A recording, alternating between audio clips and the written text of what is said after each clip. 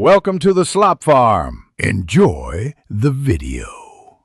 In this video, I will explain how to make friendship bands.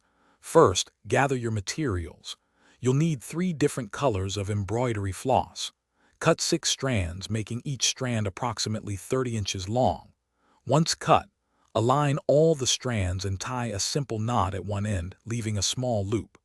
This loop will help you secure the band while you're braiding and also serve as part of the closure. Now that your strands are ready, let's set up for braiding. Separate your 6 strands into 3 distinct pairs.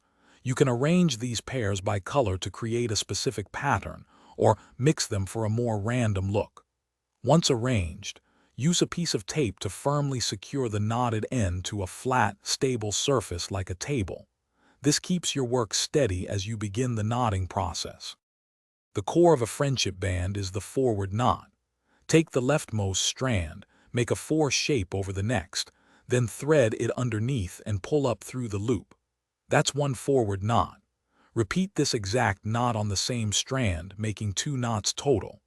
Continue this 2-knot process with the same working strand across all the other strands until it reaches the far right side. Keep repeating the knotting pattern, always starting with the new leftmost strand, until your friendship band reaches the desired length. Once it's long enough to fit comfortably around a wrist, tie a strong, simple knot at the end to secure all the strands. Trim any excess floss, and your beautiful, handmade friendship band is complete. Remember to check the description below for a link to the Owala water bottle and other great deals. Thanks for watching. Thanks for watching. Consider subscribing if we helped you today.